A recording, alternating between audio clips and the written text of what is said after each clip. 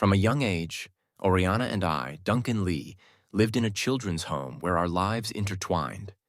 We became acquainted, developed feelings for one another, and our affection deepened. Not long after the birth of our son, Oriana's birth family located her. She became the sole inheritor of the vast Song fortune. Our son, Ezekiel, was afforded a privileged upbringing and took on the Song surname. Years later, Oriana seemed somewhat hasty when I presented her with separation documents, inquiring about my reasons. I responded in a steady voice, explaining that the dinner I had prepared the previous evening had grown cold before she returned. "Are you relinquishing all claims?" she questioned. "Please consider this thoughtfully. Ezekiel must remain here." Oriana remained fixated on her mobile device. Her corporation was on the verge of being publicly listed. I once took great pride in her growth. However, all that's left is a collection of shattered memories. I will not seek custody of Ezekiel. Prior to our marriage, our only possession was a modest dwelling. It was the sole item of value I owned. The mention of our former cramped living space caused Oriana to momentarily soften her expression. "Is your lingering resentment due to Alex escorting me home yesterday evening?" she asked. "He is merely a colleague in the business world." "Indeed, a colleague aware of your marital status." Yet, undeterred in his persistent courtship, I withheld my response, choosing instead to simply observe Oriana. A considerable amount of time had passed since I had the opportunity to truly look at her.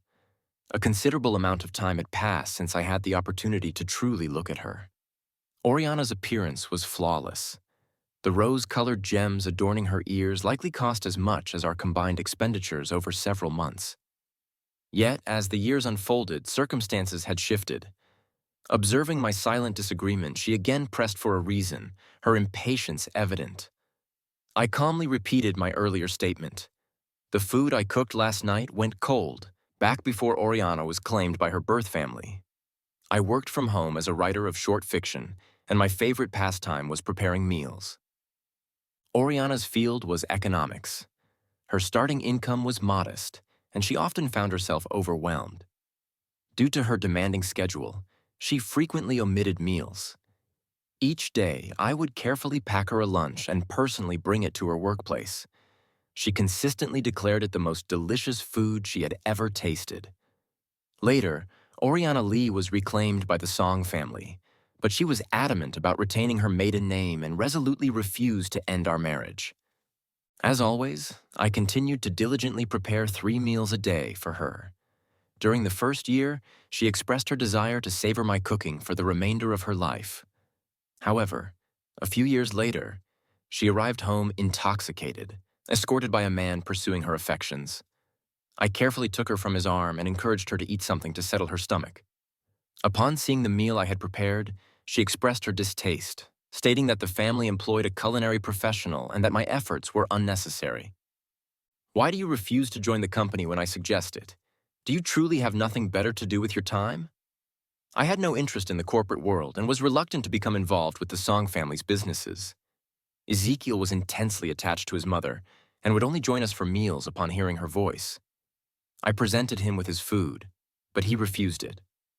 When I inquired about his lack of appetite, Oriana perceived my tone as overly forceful. "He prefers a Western-style diet, disliking simple home-cooked meals. What is the issue?" Ezekiel, with someone to support his stance, exerted considerable force with his hand. The delicate dish shattered, the hot liquid burned my skin, and Oriana immediately embraced our son, offering gentle words of comfort. Subsequently, she redirected her attention towards me. "Simply have a member of the staff tidy up. I am feeling weary." Simply have a member of the staff tidy up. I am feeling weary. Observing Oriana's questioning gaze, I refrained from extensive explanations. It seemed that, in her perspective, only substantial financial transactions held any real importance. And Ezekiel displayed even greater indifference. He had been immersed in a privileged educational environment since his earliest years and had frequently expressed his desire for a more distinguished father figure, someone capable of achieving prominence in the business sector. At the very least, not an individual whose primary interest lay in culinary pursuits within the confines of a kitchen. Beneath the bright daylight, Oriana finally took notice of the scald on my forearm. She summoned Ezekiel. "Your father sustained an injury yesterday evening. Go and offer him some solace promptly." Ezekiel, proficient in various elocution contests, consistently refused to engage in conversation with me. I was a fatherless child and mistakenly believed that providing ample care would be sufficient to earn my son's affection. However, reality demonstrated my deficiency in that particular skill. Ezekiel merely regarded me with a detached coolness, apart from a few instances during his early speech development when he babbled the word "dad." Ultimately, I never heard him utter the phrase, "You are unworthy of being my father." Oriana administered a gentle pinch to Ezekiel's nose as a mild reprimand. The residence on Old Street is in a state of considerable disrepair, and the necessary documentation will require some time to finalize. You are welcome to remain here temporarily. Weren't you particularly fond of the culinary set I presented to you? It would be cumbersome to relocate. I had already gathered my belongings the prior evening. A solitary piece of luggage contained everything. If that particular set of culinary equipment is not being utilized, feel free to discard it. Following my statement, I found the situation somewhat comical. The Song family's meals are all meticulously crafted and brought in by a dedicated individual. Were it not for my presence, this dwelling would have no need for a designated cooking space, let alone an extravagant collection of culinary instruments. "Are you intending to return to Old Street?" she inquired. "I shall instruct the household manager to provide transportation." I declined the offer, looked at the mother and child, and offered a smile as I stated, "The two of you have numerous sensitivities to various substances. When your schedule permits, contact the family physician to conduct the appropriate examinations and relay the findings to the culinary staff." Having completed my statement, I departed, choosing not to cast a backward glance at the two individuals who had once held the most significant place in my affections. I didn't proceed directly to Old Street. My destination was the children's home where I'd spent my formative years. Oriana had previously expressed a desire to accompany me on a visit. However, the Song family, perhaps deeming it insufficiently prestigious, had consistently deferred the proposed excursion. Throughout the years, I had consistently allocated a portion of my earnings from writing to the children's home. Upon my arrival, the director immediately recognized me. Unaware of the dissolution of my marriage to Oriana, she commenced reminiscing about our shared past. Oriana and I had spent our childhoods within these walls. She was a year my junior, and we were both relatively small in stature during that period. The director abruptly gestured towards the rear culinary area, mentioning that from a young age, I had been captivated by the culinary uncle and harbored a desire to prepare food myself. Oriana harbored a dislike for a certain pungent bulb, yet the institution's regulations forbade selective eating habits among the children. Nevertheless, in subsequent culinary endeavors, I would discreetly exclude the aforementioned ingredient. The director, suddenly overcome with emotion and my curiosity piqued, she delegated to me the responsibility of preparing the midday meal for that particular day. I initiated the combustion process, added ligneous material, prepared the vegetables, and simmered the broth. Several young ones congregated around me, their voices filled with lively chatter. A male sibling capable of culinary arts is exceptionally impressive. The aroma is delightful. I aspire to become a culinary professional in the future. I bestow upon you a perfect score. Amidst this laudatory chorus, I recalled the initial encounter with Oriana's parental figures. Oriana displayed even greater apprehension than I did when they learned that my chosen vocation was that of a writer, and my avocation lay in culinary pursuits. Had it not been for their inherently dignified demeanor and their insistence on owning numerous daughters, they might as well have had the words, "Please depart," etched upon their visages. The elder Mr. Song uttered a solitary sentence. "Utterly devoid of merit. I abstain from associating with such individuals." News disseminated rapidly within their social sphere. And Oriana suddenly acquired a multitude of kinsfolk and acquaintances. Each visitor to our abode would engage in jocular banter with Oriana upon observing my culinary endeavors. "Your spouse is truly an anomaly. He possesses culinary skills." Alex, too, would furrow his brow, expressing solicitude for her well-being. "Oriana, does your husband not retain the lingering aroma of culinary preparations? Does he experience restful slumber during the nocturnal hours?" Faced with such persistent mockery, Oriana found it increasingly difficult to maintain a composed facade.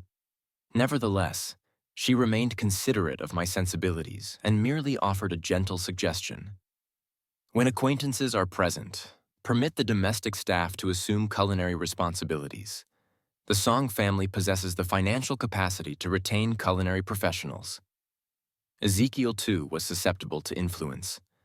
"My father is not merely a substandard culinary artisan who solely engages in the preparation of meals. Such a notion is mortifying. My paternal figure should embody heroic qualities." I resided at the children's home for a number of days before proceeding to my dwelling on Old Street. Suppressing the ubiquitous recollections, I commenced the task of organizing my possessions. When Oriana was reclaimed, the Song family stipulated that we refrain from bringing any belongings, assuring us that they possessed all the necessary provisions for the child. The furnishings within the antiquated residence remained frozen in time, precisely as they were on that particular day. I initially perceived it as akin to securing a lottery victory, yet it ultimately proved to be a rude awakening from a blissful reverie. Following the removal of all items associated with Oriana, I indulged in a period of slumber, only awakening around midday. I discovered over a dozen missed calls on my mobile device, all originating from Oriana. While perusing my call log, a communication was received from an unfamiliar number. "Greetings, are you Ezekiel's paternal guardian?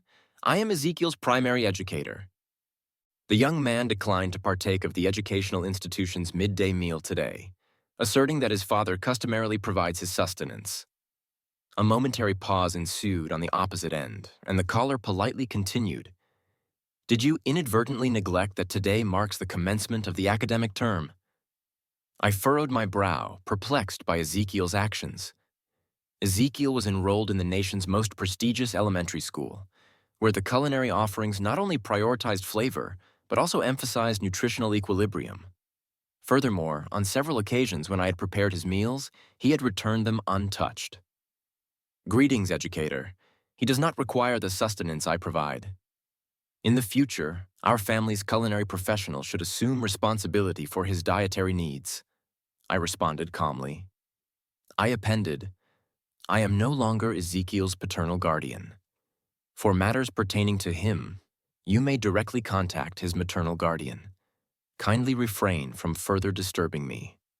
It is plausible that the educator had her mobile device on speakerphone as Ezekiel was in close proximity, clearly overhearing the conversation. Upon hearing a startled exclamation from the opposite end, "Ezekiel, refrain from absconding," the educator promptly offered me an apology before terminating the call. I reflected upon my own formative years and realized that there was no such concept as an incomprehensible adolescence during that era. However, Ezekiel's emotional state had, in fact, remained remarkably consistent throughout his life. His maternal grandparents expressed a preference for him not to reside with me and would retrieve him every summer holiday. Ezekiel's demeanor towards me became increasingly frigid.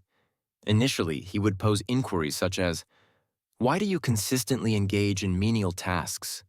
Do you not perceive it as a squandering of your time and inherent capabilities? Why do other paternal figures pilot aerial vehicles while you merely engage in culinary activities within the domestic sphere?"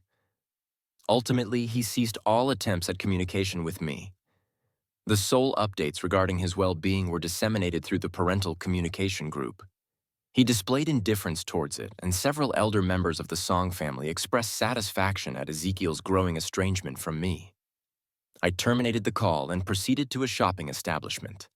Just as I was meticulously comparing prices, Oriana contacted me. "What did you communicate to Ezekiel? He is refusing to consume sustenance. Could you possibly return? The child still requires your presence." I then overheard a deep masculine voice. "Let us escort Ezekiel to my recently inaugurated Western-style dining establishment." Oriana appeared to be distancing herself from him and, with no one else in proximity, continued. "That was a business associate. Do you recall the location of my anti-allergy medication?" The culinary professional is unaware of my sensitivity to a particular root vegetable. I could discern from her tone a degree of grievance, and I responded with a helpless frown. "Oriana, if you are unable to locate it, procure it online or dispatch someone to purchase it directly. It would be more expeditious than awaiting my response. I requested that you arrange for a physician to conduct allergy testing for both you and Ezekiel precisely to prevent a recurrence of this situation." Oriana remained silent for a brief interval. "Could you transmit your culinary formulations to the chef? Great-grandfather expresses a fondness for your culinary creations. Are you neglecting Ezekiel's familial obligations? I am typically occupied with corporate matters." The mere mention of great-grandfather immediately softened my resolve. He was the sole elder within the Song family who had extended his support to me and genuinely appreciated my culinary endeavors. Nevertheless, I desired no further involvement with the Song family. Culinary formulations for homestyle dishes are readily accessible online. Oriana, the child does not acknowledge me as his paternal figure. You are well aware of this. I aspire to embark on a new chapter in my life. Kindly refrain from further inconveniencing me. Let us each pursue our own well-being." Before she could conclude her statement, I terminated the call and blocked her number. With such disruptions, I no longer felt inclined to continue perusing culinary implements. An indescribable weariness weighed heavily upon my heart. I cleansed myself and retreated into a profound slumber.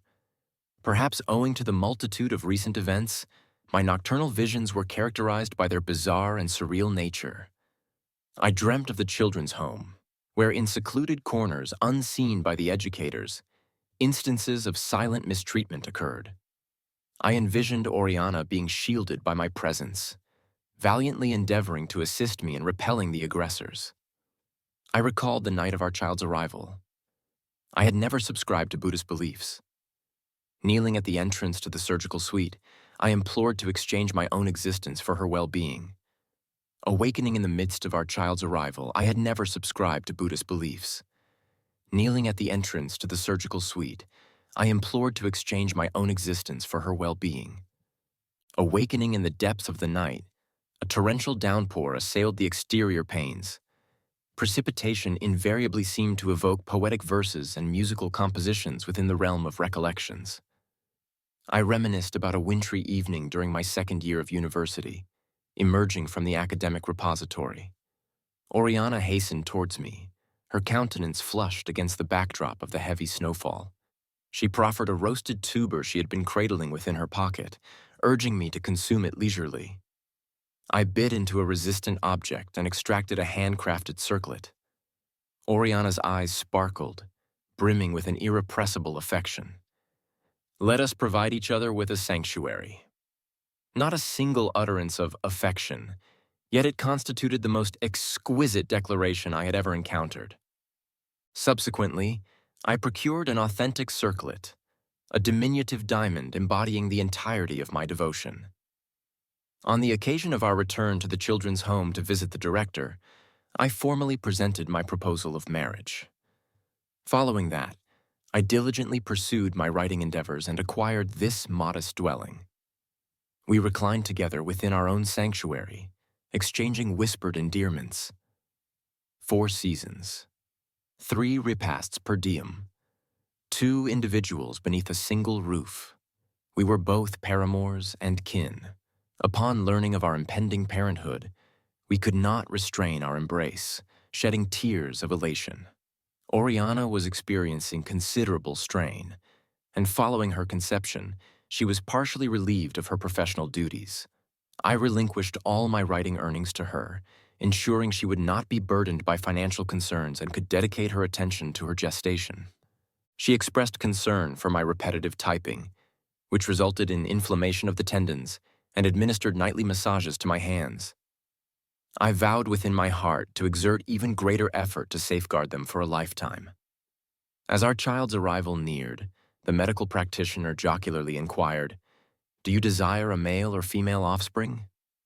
I yearned for a female, preferably one who bore a striking resemblance to her mother, to bestow upon her the utmost affection and solace, to compensate for our somber childhoods at the children's home. The birth of our son did not engender any significant regret within me. I considered it a blessing to have a male offspring, who would mature to safeguard his mother alongside me. When our offspring reached the age of 1 month, Oriana disclosed that her biological parents had located her and desired her return. She had been abducted during her infancy, and the Song couple had never had another child, dedicating their entire existence solely to the search for her. I experienced genuine elation on her behalf, cognizant that there were additional individuals in the world who cherished her. However, this affection proved overwhelming, and gradually, Oriana no longer required my presence by her side. She was tasked with assuming control of the Song family's enterprise, inevitably necessitating her attendance at various social gatherings and frequent interactions with prominent figures in the business community. She no longer favored the fragrance of a particular delicate perfume and transitioned to more opulent alternatives. Alex's presence became apparent when Ezekiel reached the age of 4. Owing to financial collaborations, the Liu family and the Song family established a close rapport, necessitating their joint attendance at numerous functions. I had previously broached this subject with Oriana, as I observed that the two of us rarely appeared together in our child's vicinity. She dismissed my concerns. Ezekiel is not an ordinary child. He possesses the capacity for comprehension. I persisted, yet Oriana attributed my concerns to excessive rumination and a lack of understanding on my part. Financial collaborations are unavoidable. Refrain from succumbing to insecurity and overthinking. That singular utterance rendered me speechless. On one occasion, I penned a short narrative in which the male protagonist presumed his secretary was perpetually by his side. Oriana cradled my face, bestowing a profound kiss upon my forehead, infused with her warmth and her unadulterated, fervent disposition towards affection. Should you emulate this morally reprehensible individual, neglecting those in your immediate vicinity, then you shall be relegated to slumbering on the seating arrangement. I smiled and compliantly acquiesced. The precipitation outside the window gradually diminished. Dawn was approaching. I resumed the lifestyle I had maintained 3 years prior, engaging in literary pursuits, physical exercise, and further refining my culinary expertise. During my ablutions, an unexpected knock resonated upon the door. Wrapping myself in a towel, I encountered an unfamiliar individual. "Salutations, sir. I am the culinary professional responsible for the nutritional sustenance of the young lady and young master of the Song household." Instinctively, I moved to shut the door, but the individual swiftly interposed their foot, preventing its closure. "Sir, I have come to seek your culinary guidance. The young lady and young master are unaccustomed to the culinary creations of others and have experienced a significant reduction in body mass. Furthermore, the venerable gentleman is afflicted with a severe ailment and expresses a desire to partake of your culinary preparations." Inhaling deeply, I dabbed at my damp tresses. "You need not address me with honorifics. I am not your employer from the Song lineage. Moral coercion will prove ineffective. Should you persist in your harassment, I shall notify law enforcement." The individuals sheepishly retracted their foot and descended the staircase. Just as they departed, an incoming call from an unfamiliar number materialized. "Duncan, your son is displaying disruptive behavior due to his desire for your fried rice preparation. Fortunately, you had affixed protective cushioning to the household furnishings." Ezekiel, in his agitated state, collided with the corner of the staircase. "How are you managing to maintain his attention during his literacy instruction?" "Several tutors are unable to exert control over him. Fortunately, you had affixed protective cushioning to the household furnishings." Ezekiel, in his agitated state, collided with the corner of the staircase. "How are you managing to maintain his attention during his literacy instruction?" "Several tutors are unable to exert control over him. Moreover, Great-grandfather is unwell and expresses a profound longing for your presence. I had once vowed to refrain from providing Oriana with any grounds to experience feelings of inferiority or subservience. However, upon hearing her supplicating tone through the telephone receiver, all I experienced was an overwhelming sense of vexation and disillusionment. For the preceding years, I had diligently prepared 3 meals daily for her and our offspring. I disregarded the circulating rumors, never entertaining the notion that domestic responsibilities were solely the purview of women or domestic employees. My sole understanding was that affection manifested itself through meticulous attentiveness. Irrespective of gender, I would meticulously track Oriana's menstrual cycle, prepare warming broths in advance, and dispatch reminders for her to have analgesic medication readily available. During Ezekiel's periods of febrile illness during inclement weather, I would prepare medicinal meals and hasten to the educational institution to make necessary arrangements. Concurrently, Oriana would be excessively preoccupied with meetings to respond to my communications. Ezekiel would express his grievances to his grandparents, asserting that it was mortifying for him to convey his ailment to me. The delectable culinary creations I prepared for great-grandfather would be dismissed by others as my calculated attempts to ingratiate myself with the Song family. As my fervor gradually waned with the passage of time, only weariness and apathy persisted. Oriana, our acquaintance dates back to our shared upbringing. You ought to possess an understanding of my character. We are now adults. We should be cognizant of the implications of finality. I fail to comprehend the rationale behind your and Ezekiel's sudden transformation. Is it attributable to an inability to adapt? Preserve a modicum of self-respect and propriety, and serve as a positive exemplar for our offspring. Refrain from further inconveniencing me and avoid causing me to hold you in low regard. A momentary silence ensued on the opposite end of the line. My patience depleted, I terminated the call. Individuals associated with the Song family would intermittently subject me to harassment. I had grown weary of these inexplicable attempts at scrutiny. It was not that they were devoid of significance, but rather that there were occasions when I genuinely required their presence. The world does not necessitate the existence of any particular individual. Existence can proceed unimpeded in the absence of anyone. This lucid realization prompted my decision to liquidate the property. I intended to utilize my accumulated savings to embark on a global exploration, immersing myself in diverse culinary traditions, sweet in the southern regions, salty in the northern territories, spicy in the eastern locales, and sour in the western expanses. I aspired to sample them all and unearth the cultural narratives underpinning them. In the perspective of the Song family, placing value on culinary matters appeared to be an act of impropriety. During a familial gathering, I discreetly proposed to Oriana that we could take Ezekiel on an excursion to sample regional delicacies. Oriana furrowed her brow. His programming courses are fully subscribed. Refrain from leading him astray. Should you desire him to partake of a particular dish, simply dispatch someone to procure it or retain the services of a culinary professional to prepare it. The elder Mr. Song emitted a snort, fixating solely on gustatory pleasures on a daily basis. What promising future does that portend? I believe the spouse you selected is simply vulgar. Oriana offered no defense on my behalf, and Ezekiel exhibited reluctance to be seated adjacent to me. He hastened to the elder Mr. Song's side. Our Ezekiel is distinct from ordinary children in the time to come.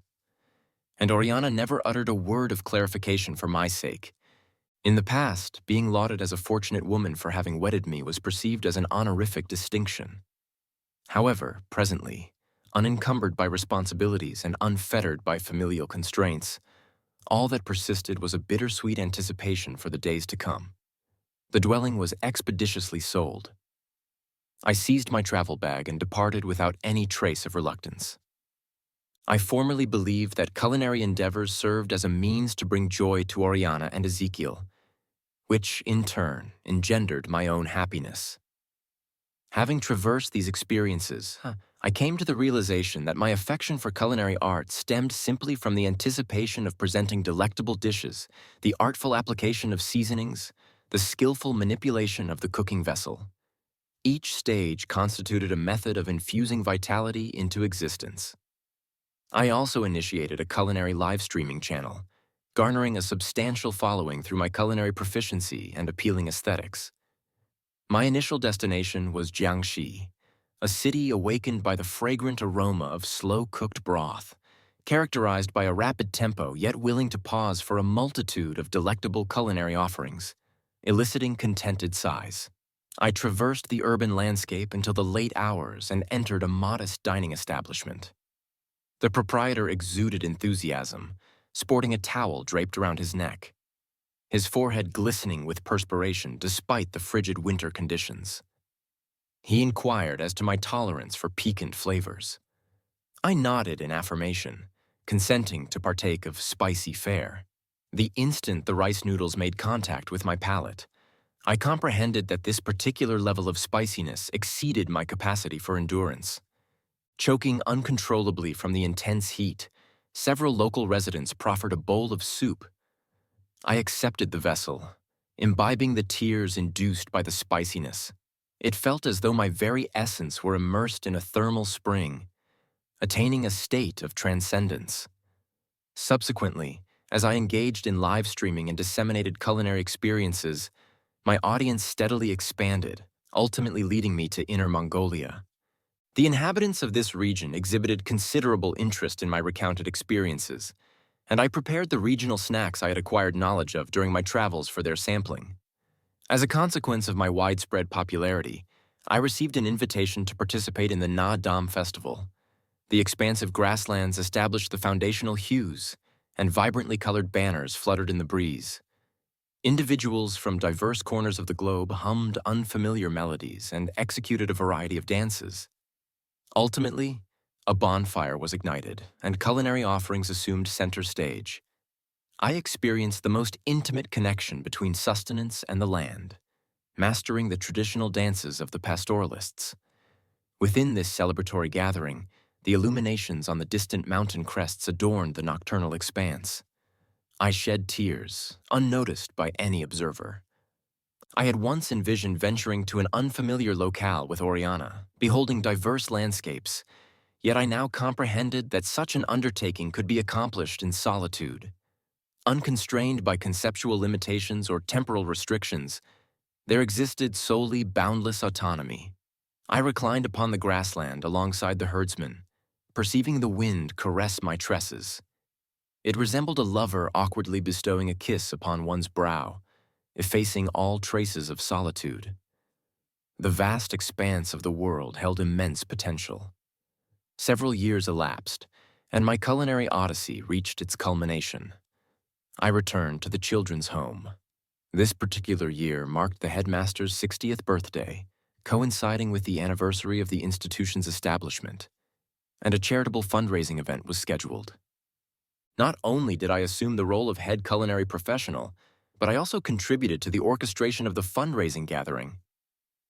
The young residents here harbored a genuine fondness for me, and they particularly relished the meals I prepared.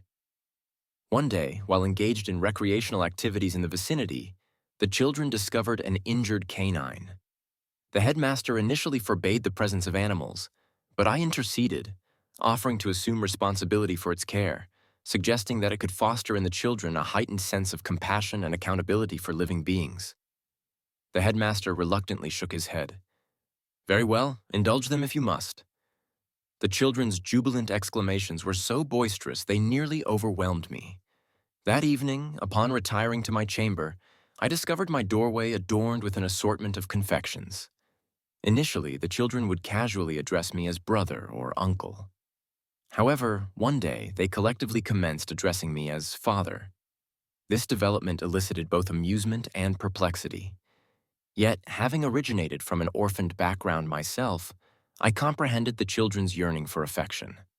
One day, a benevolent organization generously donated complimentary admission tickets for the children to visit an amusement park. A few educators served as chaperones, and I was included among them. While I was positioned at the forefront of the queue, exchanging admission vouchers, a sudden disturbance erupted from behind. The children had initiated an altercation. I hastened to the scene and overheard exclamations of, "Father is my paternal figure. Refrain from addressing him thusly." Who are you?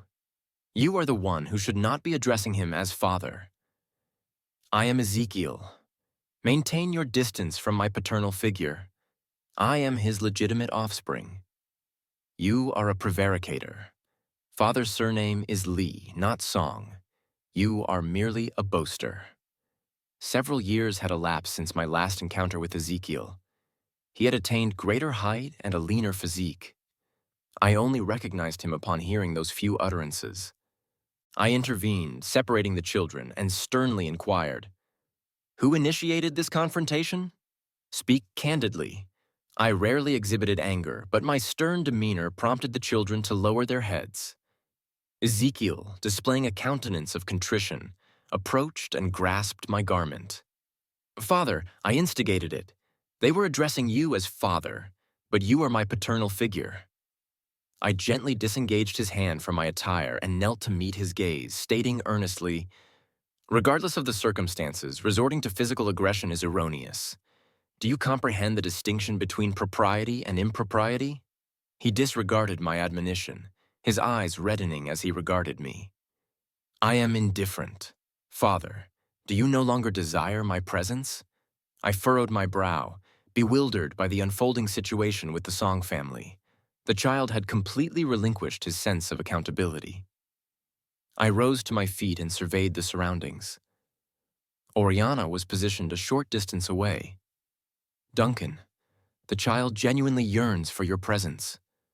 Her makeup remained impeccable, yet it could not conceal the weariness evident in her demeanor. When Oriana and I initially separated, I had envisioned the nature of our subsequent reunion. I anticipated being overwhelmed by a surge of emotions, either exhilaration or tears. However, at that particular moment, I experienced nothing. I merely cast a glance at Ezekiel, who continued to glare at the other children, and sensed an impending sense of difficulty. I inquired of the children whether anyone had sustained injuries. A young girl named Emma timidly raised her hand. "Father, the diminutive wooden figurine you crafted for me has been fractured." Ezekiel's agitation intensified. "That was a paternal gift bestowed upon me. No one had been physically harmed." Thus, I relaxed and contacted the educator in charge. I reassured Emma that I would fabricate another wooden figurine identical to the one she had possessed, along with an even larger one as compensation. Emma, appeased, rejoined the others and merrily proceeded on her way. Ezekiel continued to create a disturbance, and Oriana proved incapable of managing him independently. I approached. "Ezekiel, years have passed, and you have caused me profound disappointment." Ezekiel had not anticipated receiving a reprimand immediately following our reunion. He remained rooted to the spot, stunned. I continued, observing the young man before me. "Your initial act of aggression was erroneous, and your failure to offer an apology upon damaging another's property was even more egregious. Importantly, you engaged in prevarication. You discarded the wooden figurine. Do you not recall?" The wooden figurine was a plaything the headmaster had instructed me in crafting, and I had also fashioned one for Ezekiel. One morning, I discovered it within the refuse receptacle. The domestic staff informed me that young Master Ezekiel had declared it unwanted debris and instructed its disposal. Indeed, I had subsequently forgotten the incident, yet he invariably possessed the most recently released toys, and his desires were consistently fulfilled without exception. A glimmer of remorse flickered in Ezekiel's eyes, and he trembled as he uttered, "Father, I acknowledge my error. This child, for whom I once harbored boundless aspirations, I yearned for him to mature into a robust and healthy individual, a man capable of safeguarding his mother, and I would remain awake throughout the night tending to him during his illnesses. Yet presently his significance to me was no greater than that of any of the children residing in the orphanage. Perhaps it was the frigidity in my gaze that he comprehended, for he retreated behind Oriana. I returned to the children's home to prepare the evening meal for the young residents. To my astonishment, Oriana and Ezekiel appeared at the dining table. "I did not prepare sustenance for your consumption. You will need to attend to your own needs." Oriana's eyes conveyed a sense of injury as she inquired, Is it truly so arduous to provide 2 additional place settings?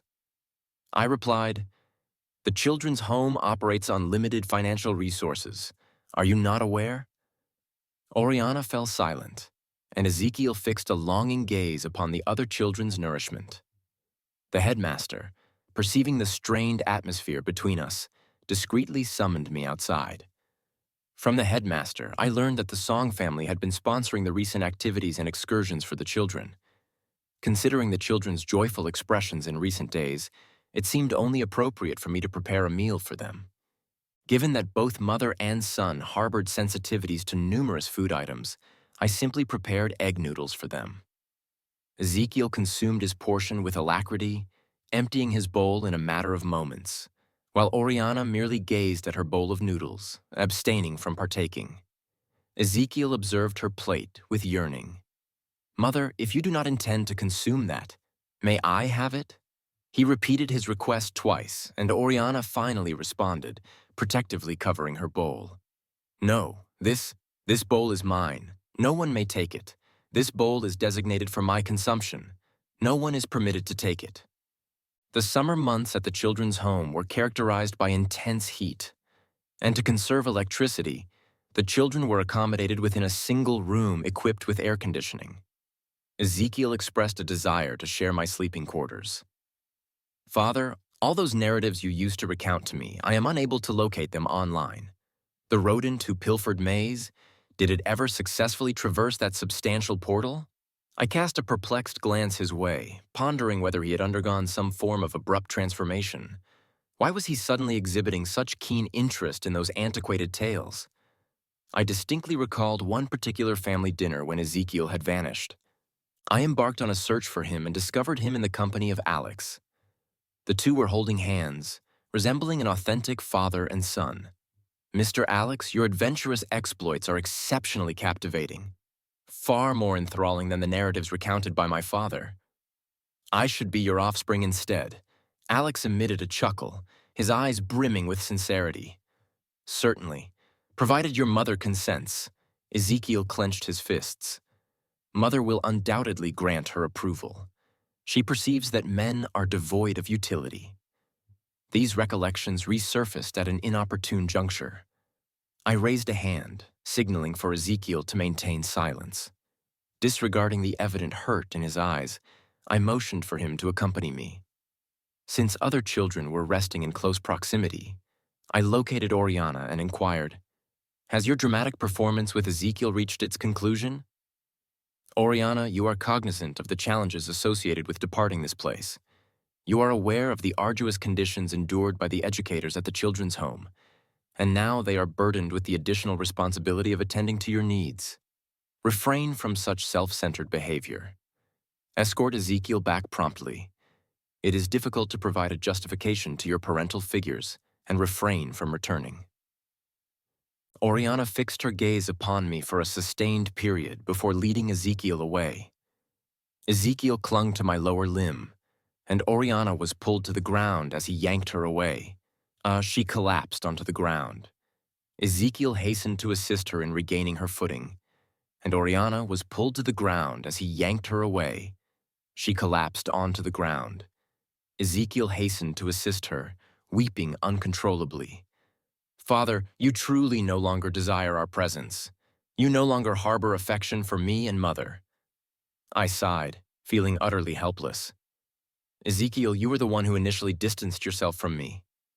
I turned and departed, not casting a backward glance at the two of them, leaving them to confront their own realities while I proceeded with my own existence.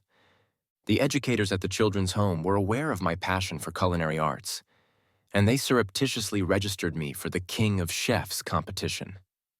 Upon learning of this, I found it somewhat amusing, yet I also harbored a desire to participate and assess the extent to which my culinary skills had progressed over the years.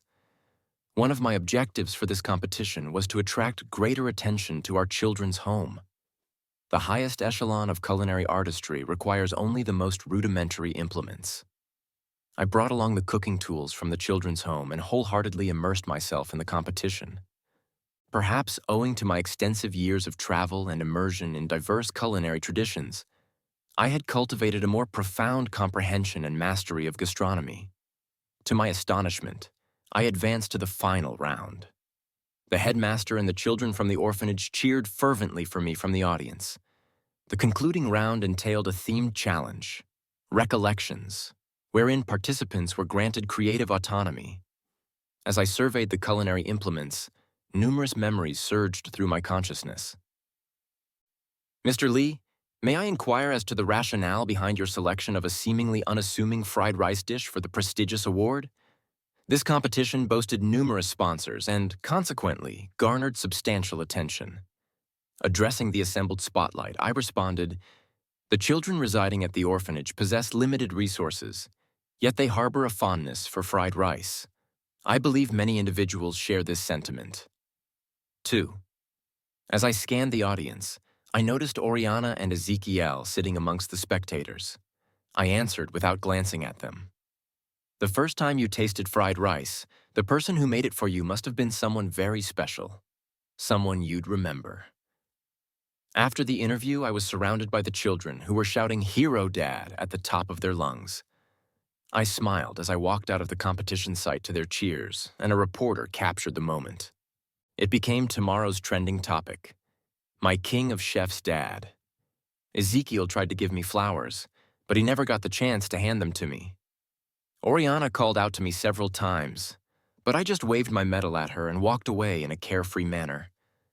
After all the twists and turns, I ended up visiting the Song family's ancestral home. My great-grandfather was gravely ill and wanted to have a bowl of my homemade dumpling soup, although I no longer wanted to be involved with the Song family. Some things are bigger than personal grudges. Father Song and Mother Song sat across from me, awkwardly. "Duncan, great-grandfather asked you for a favor." Great-grandfather had always loved a favor. Great-grandfather had always loved cooking and had defended me on several occasions in public. If his health allowed, he would have made the food himself. I didn't pay much attention to Father Song and Mother Song and went straight to great-grandfather's room.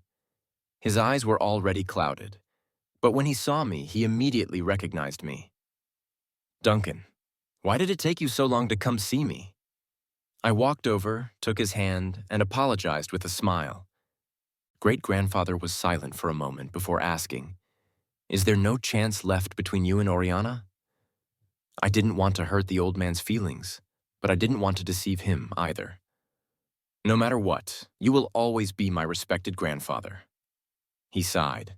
"To be honest, Oriana already regrets it, and Ezekiel is a good kid, but he was raised wrong." By this point, hearing such comforting words didn't stir much in me anymore. I shifted the topic. "Grandfather, do you want the dumpling soup to be thicker or—" Great-grandfather suddenly grabbed my hand, and a flicker of faint hope appeared in his dim eyes. "Do you still love Oriana?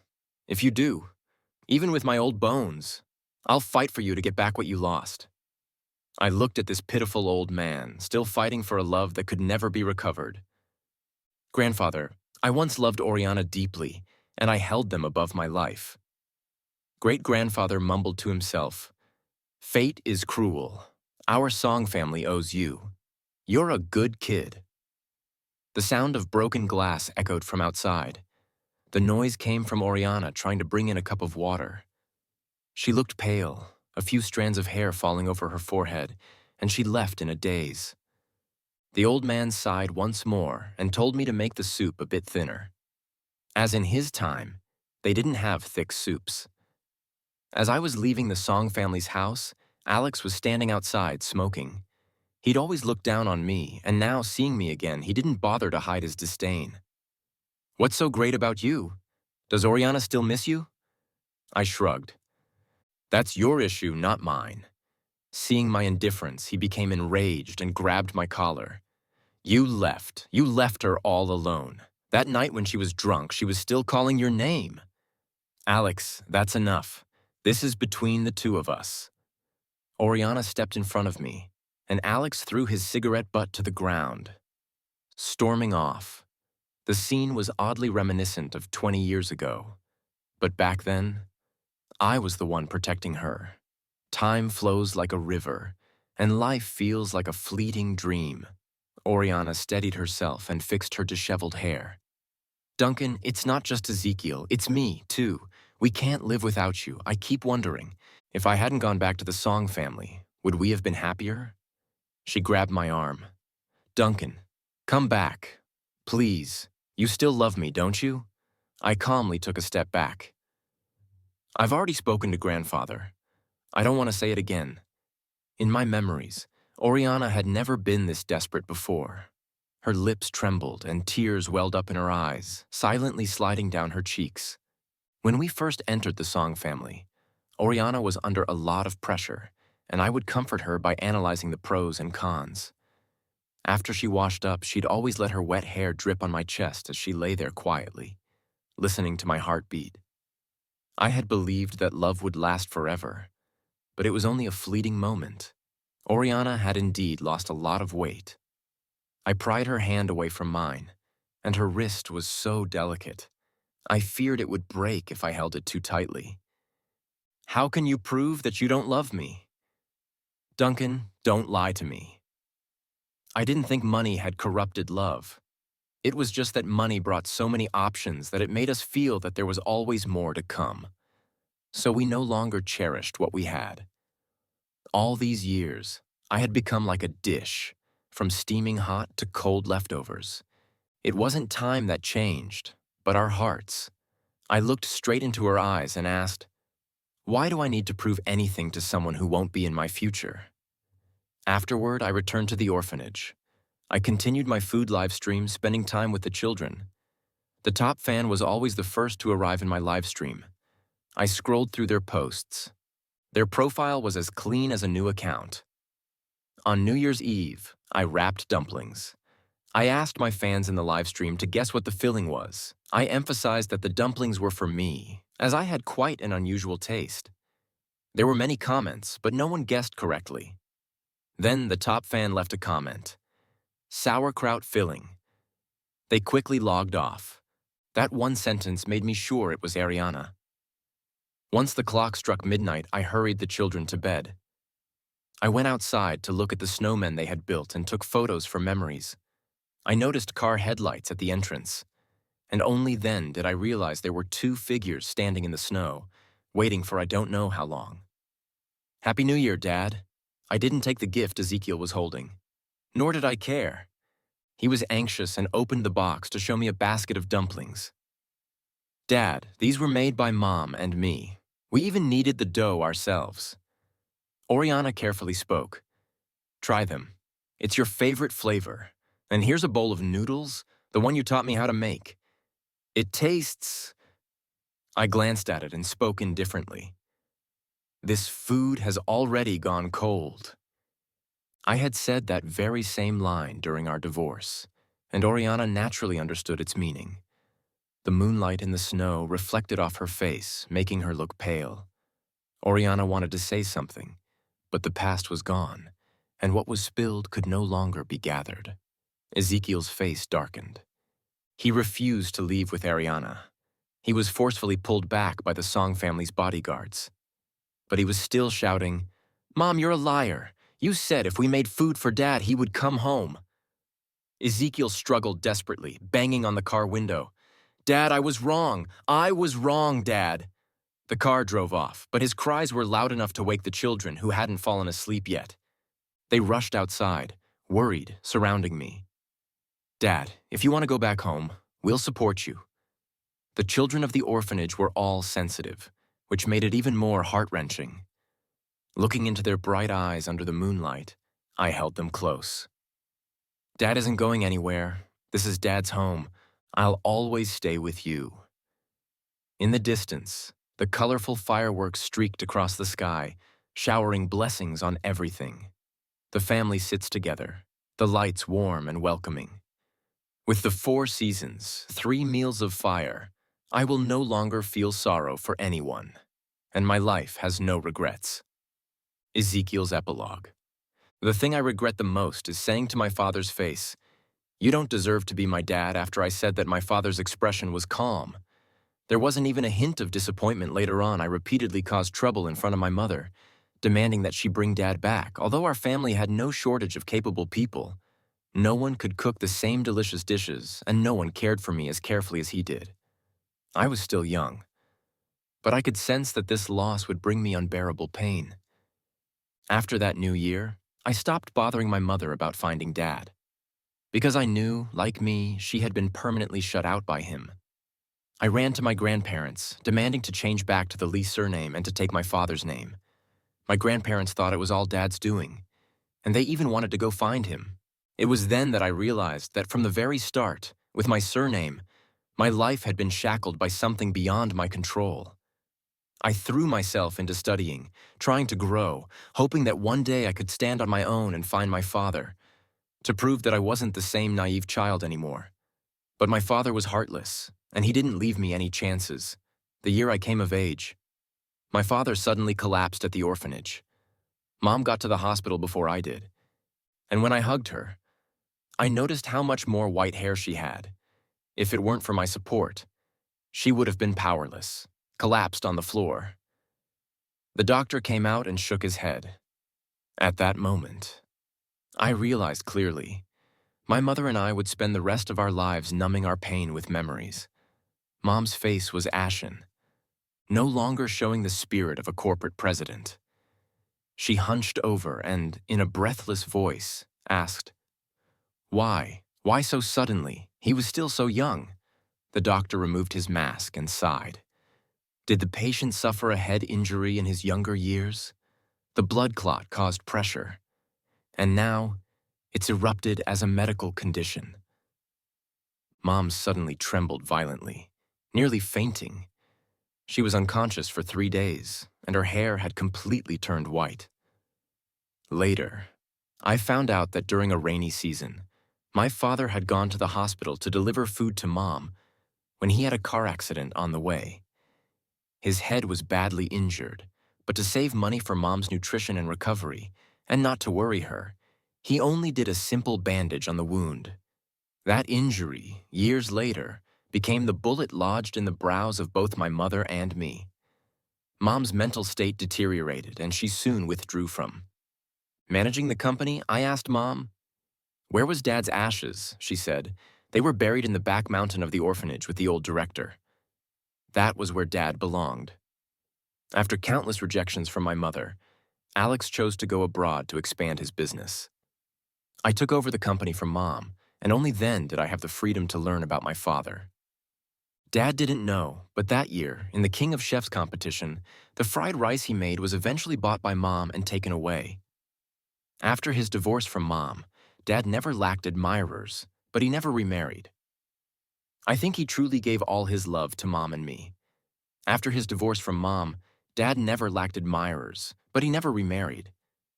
I think he truly gave all his love to Mom and me. And because we didn't cherish it, he was unwilling to try love again. Mom bought back the small house they had lived in, despite my grandparents' objections, and settled there. The previous owner of the house handed her a notebook, asking her to keep it safe, hoping that when the first owner returned, they could have it back when Mom chose to end her life at the age of 45. I found the notebook in her hands. I discovered it was my father's diary with many pages, a few of which had been circled in red pen by Mom. This is the diary. Oriana gave me, I will cherish it. Oriana confessed to me, said she would give me a home from now on. I won't be alone anymore. Oriana is pregnant. I'm going to be a father. I'll work hard to provide a better future for her and the child. The Song family is indeed large, but my love for Oriana is bigger than the universe. Oriana and Ezekiel don't need me anymore. I've decided to leave. The diary stopped there, and beneath it, Mom had written a single line. Duncan, I'm sorry. I've come to find you, and from that day onward, I had no path to return to. I became a child without a father or a mother.